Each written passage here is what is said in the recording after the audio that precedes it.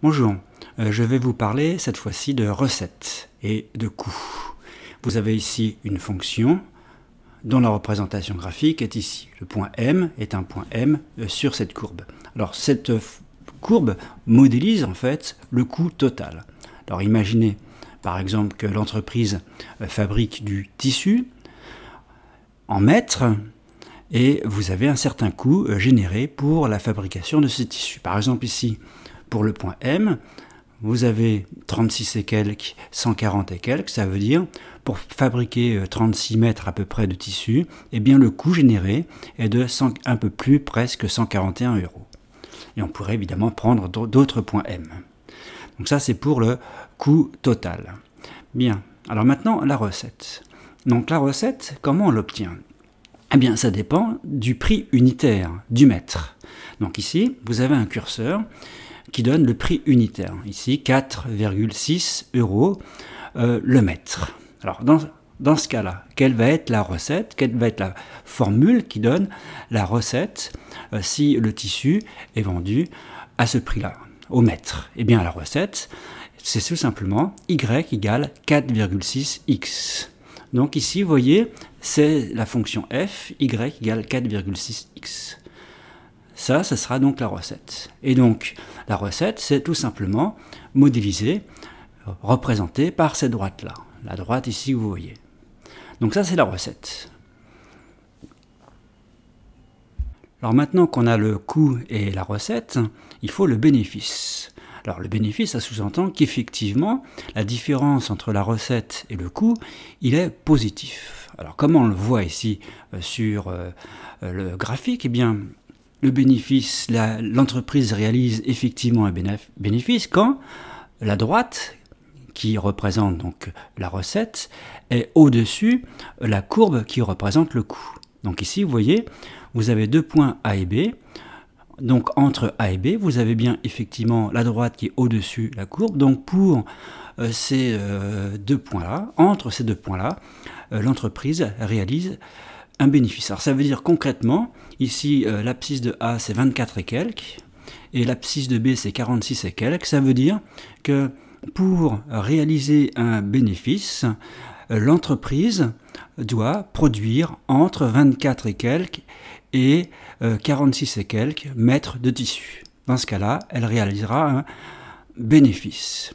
Le prix unitaire du mètre est de 4,60 €. Alors pour ce prix-là de 4,60 €, il y a une question que l'on peut se poser, c'est dans quel cas le bénéfice est maximal. Alors au niveau du vocabulaire, on a vu que l'entreprise réalise un bénéfice quand elle produit entre XA et XB, c'est-à-dire entre 24 et quelques et 46 et quelques mètres.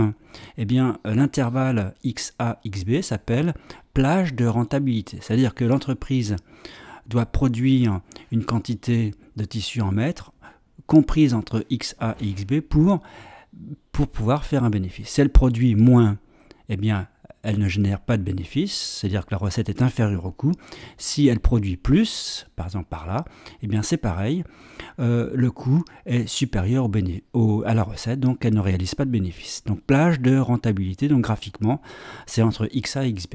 Alors comment on va voir pour le bénéfice maximum? Alors, eh bien on va le faire graphiquement. Donc ici, vous voyez, j'ai pris le point N, ici, et j'ai pris ici le segment MN. Donc regardez bien la valeur de H qui est ici 25,21.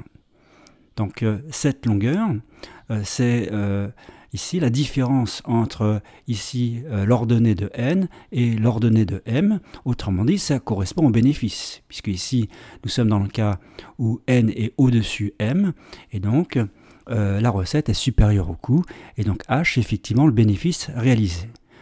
Donc, pour trouver le point M pour lequel cette distance H est maximale, eh bien, il suffit de regarder ici la valeur de H et on va déplacer ici le point M. Donc, vous voyez, donc là c'est 14, donc on voit bien que là, le bénéfice diminue et là, si je déplace comme ça, le bénéfice augmente. Regardez bien H à gauche, 20, 20, 21, 22, 23, 24, ça augmente, ça augmente, ça augmente encore, et là ça rediminue. Voilà, ça diminue, donc on descend un petit peu encore, 25,5, voilà. C'est à peu près cette valeur-là, donc c'est à peu près à ce moment-là, 25,52, c'est donc le point M en question, son abscisse c'est 37 et quelques, et bien ça veut dire que c'est à cette position-là, c'est pour avoir un bénéfice maximal. Donc l'entreprise, elle a intérêt à produire ici donc à peu près 37,37 mètres de tissu, car elle sait que dans ce cas-là, elle réalise un bénéfice maximal pour un prix unitaire de 4,60 €. Évidemment, si on change le prix unitaire, par exemple prenons un autre prix unitaire, eh bien dans ce cas-là, est-ce que ce sera toujours 37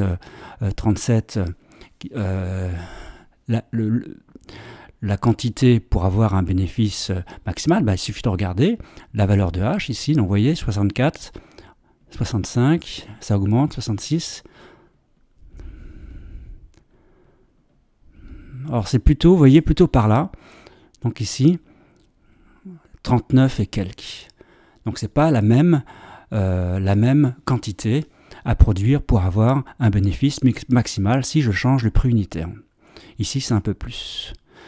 Alors ce qu'on va faire concrètement dans un calcul, puisque ici la fonction, j'ai fait exprès de prendre une fonction où il y a la fonction exponentielle qui intervient, donc on va faire des calculs, on va prendre A égale 7, c'est-à-dire 7 € le mètre, le prix unitaire, et on va faire des calculs pour voir quelle est la plage de rentabilité et quelle est la valeur en fait de X, c'est-à-dire la quantité à produire pour que le bénéfice soit maximal. Ça sera au niveau des calculs.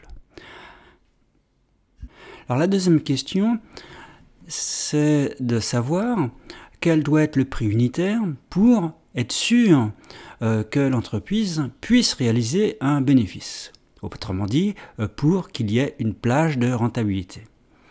Donc autrement dit, pour que ça se produise, il faut que cette droite soit au-dessus de la courbe.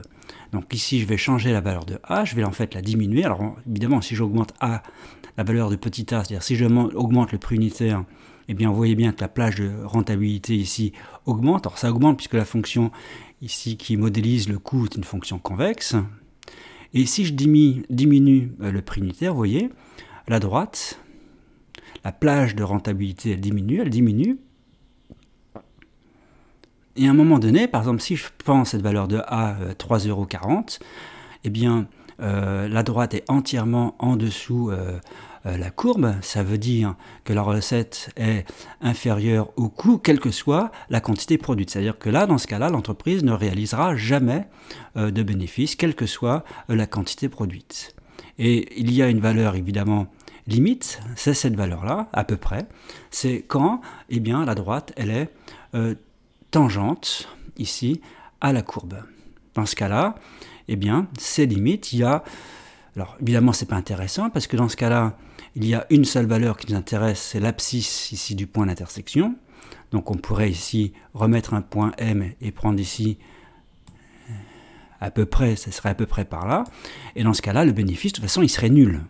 Hein, puisque la différence entre la courbe et la droite, eh bien, elle est nulle. Donc, pas de bénéfice. Donc en fait, cette valeur limite, ici c'est à peu près 3,9 €, eh bien ça veut dire que le prix unitaire doit être supérieur, strictement supérieur à cette valeur-là, pour que l'entreprise puisse réaliser un bénéfice. Donc si on prend une valeur de A supérieure à ça, eh bien dans ce cas-là, l'entreprise peut réaliser un bénéfice, c'est-à-dire qu'il y a une plage de rentabilité comprise entre XA et XB. Alors revenons ici à cette valeur limite. Donc la valeur limite, c'est quand, évidemment, la droite ici est tangente à la courbe. Alors si vous avez vu les vidéos précédentes, dans ce cas-là, hein, on sait que la droite OM, le coefficient directeur, c'est le coût moyen. C'est le coût moyen. Et on sait que dans ce cas-là, le coût moyen, il est minimal. Donc, vous avez dans ce cas-là un coût moyen qui est minimal et qui correspond donc ici au prix unitaire, hein, 3,90 €. Donc on comprend bien que le prix unitaire, il doit être supérieur au coût moyen minimal. En effet, pour que l'entreprise réalise un bénéfice, le prix unitaire, le prix de vente unitaire, doit être supérieur au coût moyen qui correspond au coût de production pour un article. Donc le prix de vente d'un article doit être supérieur au coût généré pour la production d'un article, c'est-à-dire le coût moyen. Alors, dans le cas où le prix unitaire est inférieur au coût minimal, le coût moyen minimal, bien comme c'est la valeur minimale, ça veut dire que dans ce cas-là, l'entreprise ne peut pas réaliser de bénéfice. Donc, pour espérer faire du bénéfice, l'entreprise doit obligatoirement pratiquer un prix de vente unitaire supérieur au coût moyen minimal. Donc ici, le coût moyen minimal est de à peu près 3,90 €. Hein, c'est la droite ici, le coefficient directeur, la droite OM, quand elle est tangente ici à la courbe, et donc le prix unitaire doit être strictement supérieur à ce prix moyen. Et là, il y aura une plage de rentabilité. Alors dans l'autre vidéo, on va faire des calculs. Là, c'est pour le principe général et plutôt l'aspect graphique.